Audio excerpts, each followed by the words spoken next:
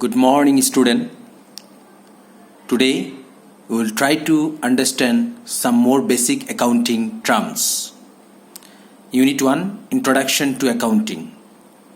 पहले मैंने already basic accounting term explain किया हुआ है, ठीक है ना स्टूडेंट? तो आज कुछ और बेसिक टर्म समझने का कोशिश करेगा, ठीक है? Purchases, cash purchase, credit purchases, supplier और क्रेडिटर, परचेजेस रिटर्न और return outward, net purchases, bills payable, creditor plus bills payable, trade payable. All these terms today we will try to understand. See, one diagrammatically prepared here. Try to understand. There is one book stall. एक book का दुकान है, ठीक है? ये business है. अभी ये बुक स्टॉल में क्या किया जाता है? बुक्स जो है ये बुक्स सेल करते हैं कस्टमर्स को, ठीक? अभी ये बुक स्टॉल जो जिस फिजिकल आइटम्स को बेचते हैं कस्टमर्स को, तो उससे पहले वो फिजिकल आइटम्स कहीं ना कहीं से तो खरीदना पड़ेगा, परचेज करना पड़ेगा, या खुद मैन्युफैक्चर करेगा. For what purpose? For resale, resale करने के लिए.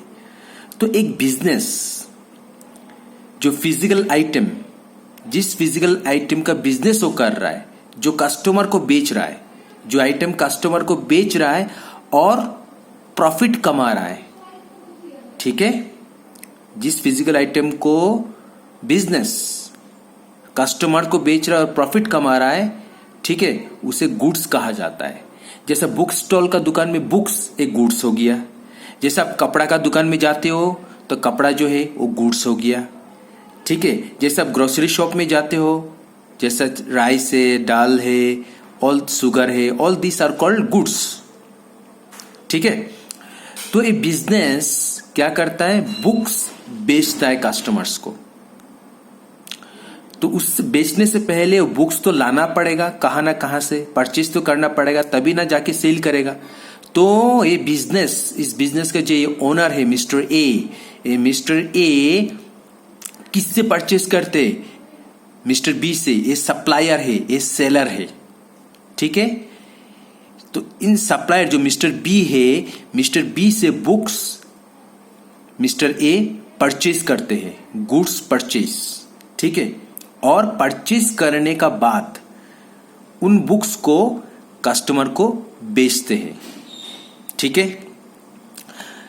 तो गुड्स जब परचेज करते हैं, ठीक है ना? जैसे बुक्स हो गया गुड्स. तो गुड्स जब सप्लायर से परचेज करते तो एक कैश में भी परचेज हो सकता है और क्रेडिट में भी परचेज हो सकता है. मतलब ओनर ने इनसे बुक लिया, परचेज किया और इमीडिएटली पेमेंट कर दिया, that is called cash purchase. या तो मिस्टर ए ने मिस्टर बी को कहा कि मैं 3 months का बाद पेमेंट करूंगा, अभी पेमेंट नहीं करने वाला हूं, मैं बाद में पेमेंट करूंगा, तो that is called credit purchase. तो मिस्टर ए ने मिस्टर बी से या तो कैश में परचेज करेगा, या तो मिस्टर ए मिस्टर बी से मतलब सप्लायर से या सेलर से क्रेडिट में परचेज करेगा. अगर मिस्टर ए जो ओनर है इस बिजनेस का, अगर ये मिस्टर बी मतलब जो सप्लायर है, सेलर है, उनसे अगर गुड्स क्रेडिट में परचेज करते हैं, तब मिस्टर ए मतलब जो ओनर है इस बिजनेस का, या ये जो बिजनेस है, ये बिजनेस सप्लायर को या सेलर को बुलाएगा क्रेडिटर. क्या कहेगा? क्रेडिटर. तो इस बिजनेस का पॉइंट ऑफ व्यू से मिस्टर बी जो होगा वो क्रेडिटर होगा. एक क्रेडिटर कब होगा? अगर एक बिजनेस सप्लायर से क्रेडिट में गुड्स परचेज करते हैं, तभी वो बिजनेस का जो पॉइंट ऑफ व्यू है, इनका पॉइंट ऑफ व्यू से मिस्टर बी को क्या बुलाएंगे?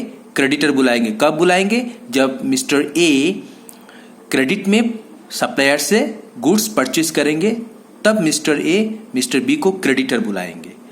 और इनका पॉइंट ऑफ व्यू से, मिस्टर बी का पॉइंट ऑफ व्यू से मिस्टर ए को डेटर बुलाएंगे, ठीक है। Now example you try to understand. Mister A जो ओनर है, इन्होंने कैश परचेज किया 2000 रुपीज का, जैसे मान लो बुक्स सप्लायर से कैश में परचेज किया, इमीडिएटली पेमेंट कर दिया 2000 रुपीज, ठीक है। फिर मिस्टर ए ने कुछ गुड्स, कुछ बुक्स 3000 का क्रेडिट में परचेज किए कि बोला कि बाद में पेमेंट करेंगे, ठीक है। तो एक कैश परचेज हो गया, एक क्रेडिट परचेज हो गया, तो टोटल कितना परचेज किए? 2000 प्लस 3000 5000, इसे कहा जाता है total purchases.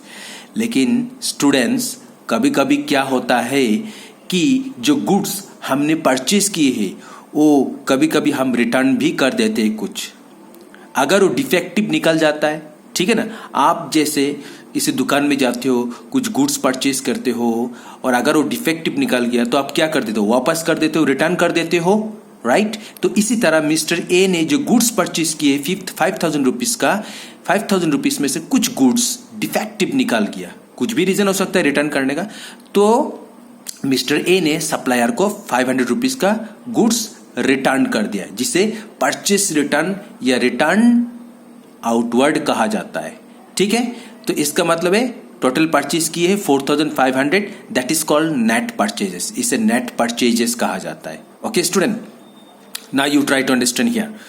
Purchase means purchases of goods, goods को परचेज करना, या तो रॉ मटेरियल्स, रॉ मटेरियल क्या आता है मैं समझाऊंगा, ठीक है। Purchase means purchase of goods, goods को परचेज करना या रॉ मटेरियल को परचेज करना। For what purpose? For resale, resale करने के लिए, और फॉर प्रोड्यूसिंग गुड्स, ठीक है। और गुड्स को, या तो गुड्स को आप क्या करोगे? प्रोड्यूस करोगे, या तो आप रेडीमेड गुड्स परचेज करोगे और इसको सेल कर दोगे, या तो आप खुद उस गुड्स को बनाओगे, ठीक है ना, प्रोडक्ट को बनाओगे और फिर सेल करोगे, which are to be sold, ठीक है।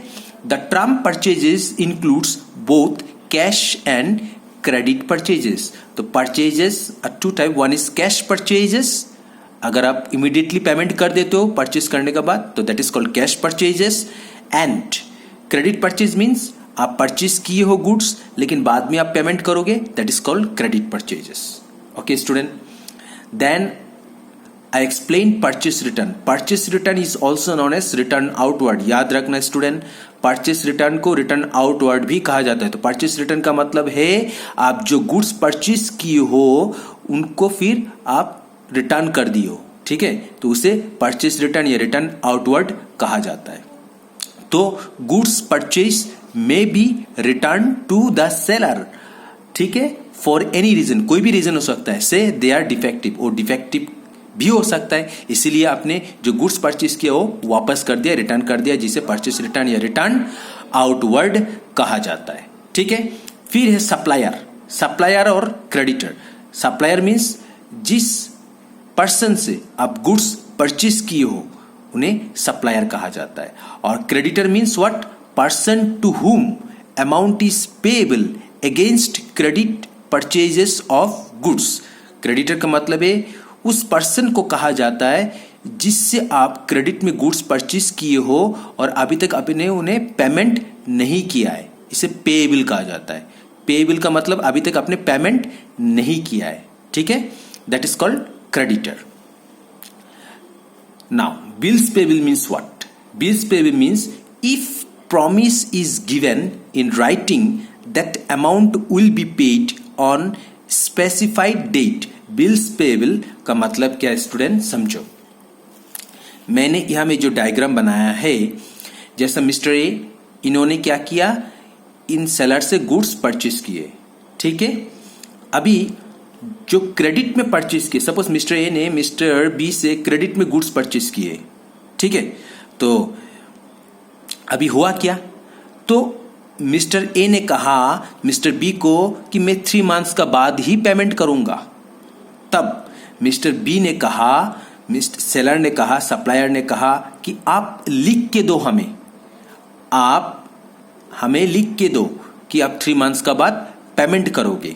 तो इसे क्या कहा जाता है स्टूडेंट? बिल्स पेएबल कहा जाता है, ठीक है। If promise is given in writing, अगर आप प्रॉमिस करते हो और राइटिंग में लिख के देते हो कि आप इस डेट में, इस मंथ में आप पेमेंट कर दोगे तो that is called bills payable. आगे जाके हम लोग एक चैप्टर है जिसे बिल्स ऑफ एक्सचेंज कहा जाता है, वहां में जाके आप लोग डिटेल में ये सब सीख पाओगे। ठीक है, फिर स्टूडेंट नेट परचेजेस।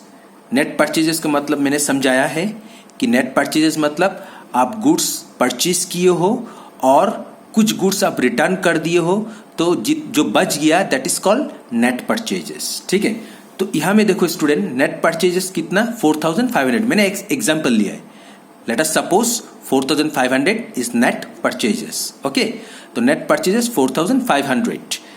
अभी देखो स्टूडेंट, ट्राई टू अंडरस्टैंड, जो गुड्स आप परचेज किए हो वो आप क्या करोगे, क्यों परचेज किए हो? रीसेल के लिए। आप रीसेल करोगे, इसको कस्टमर को बेचोगे और प्रॉफिट कमाओगे।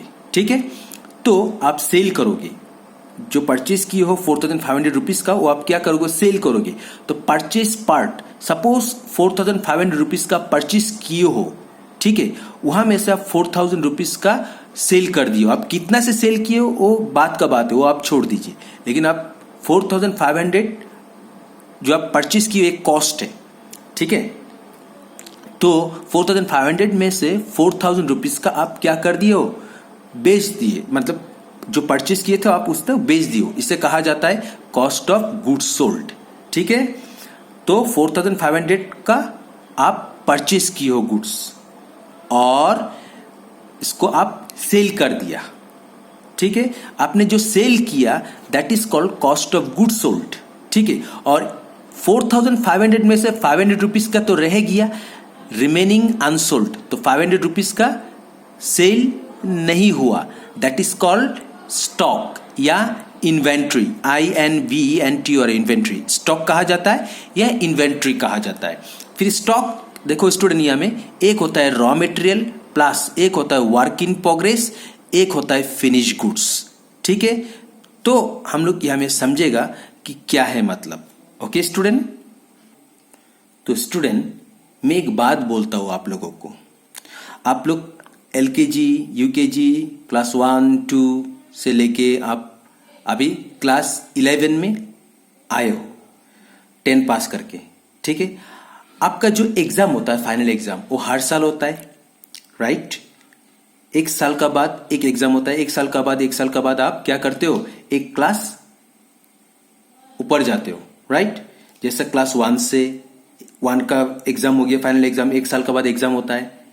फिर पास होने के बाद आप क्लास 2 में जाते हो, फिर वहां में एक साल एग्जाम होता है, फिर आप 3 में जाते हो। तो एक साल करके क्या किया जाता है, हम लोग रिजल्ट निकालते हैं, पूरे एक साल का रिजल्ट फाइंड आउट किया जाता है और आपका परफॉर्मेंस को देखा जाता है और आप पास या फेल होते हैं, राइट? इसी तरह अकाउंटिंग में भी, अकाउंटिंग जो हम लोग करते हैं तो एक साल का अकाउंटिंग किया जाता है, हर साल अकाउंटिंग होता है, मतलब 12 मंथ्स में अकाउंटिंग होता है कि पूरे साल में 12 मंथ्स में क्या एक्सपेंस हुआ, क्या सेल हुआ, क्या इनकम हुआ, क्या प्रॉफिट हुआ, ये सब फाइंड आउट किया जाता है। तो 12 मंथ्स में जो कुछ भी हुआ ट्रांजैक्शंस, ठीक है, बिजनेस का, वो फाइनली 12 मंथ्स में फाइंड आउट किया जाता है और बिजनेस का रिजल्ट जो है वो फाइंड आउट किया जाता है, प्रॉफिट है ना लॉस है। ठीक है, तो वो हर साल होता है, 12 मंथ्स में होता है। ठीक है, तो अकाउंटिंग पीरियड जो होता है वो दैट इज 1 अप्रैल टू 31 मार्च। याद रखना 1 अप्रैल टू 31 मार्च होता है। तो 1 अप्रैल जैसे मान लो अभी 2020 है तो 2020 1 अप्रैल से लेके नेक्स्ट ईयर 2021 31 मार्च, तो कितना मंथ्स हो रहा है, 12 मंथ्स। ठीक है, ये अकाउंटिंग पीरियड है, फाइनेंशियल ईयर है। तो इसी तरह यहां में मैंने क्या किया, 3 इयर्स बना लिया, यहां से लेके यहां तक 1 ईयर, फिर यहां से लेके 2 ईयर, फिर यहां से लेके यहां तक 3 इयर्स।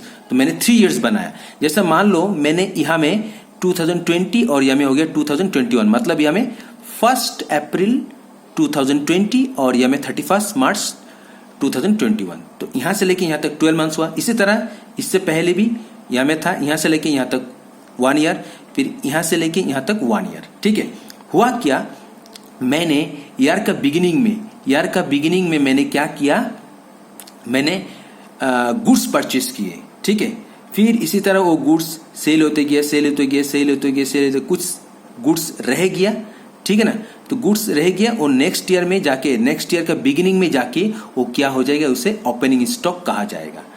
और फिर सेल होते होते होते होते होते ईयर का एंड में जब वो कुछ गुड्स रह जाएगा जो अनसोल्ड होगा, उसे क्लोजिंग स्टॉक कहा जाता है। तो फिर ये कंटिन्यू होते जाएगा, फिर नेक्स्ट ईयर के लिए एक क्लोजिंग स्टॉक बन जाएगा ओपनिंग स्टॉक, ठीक है।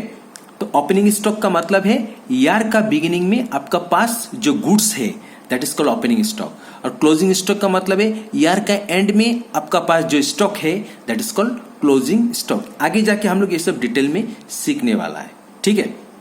तो stock are two types, that is one is opening stock, one is closing stock, ठीक है। ओपनिंग स्टॉक का मतलब है ईयर का बिगिनिंग, ईयर का बिगिनिंग मीन्स 1 अप्रैल, ठीक है। तो ईयर का बिगिनिंग में आपका पास जो गुड्स है that is called opening stock, और ईयर का एंड मतलब 31 मार्च 2021, ठीक है। यह में जो आपका गुड्स रह गया, ठीक है, ईयर के एंड में that is called closing stock, okay. फिर यही क्लोजिंग स्टॉक नेक्स्ट ईयर के लिए हो जाएगा ओपनिंग स्टॉक, ठीक है। तो this is about opening stock and closing stock. Now will discuss about raw material, work in progress and finish goods. ये क्या होता है, ठीक है स्टूडेंट।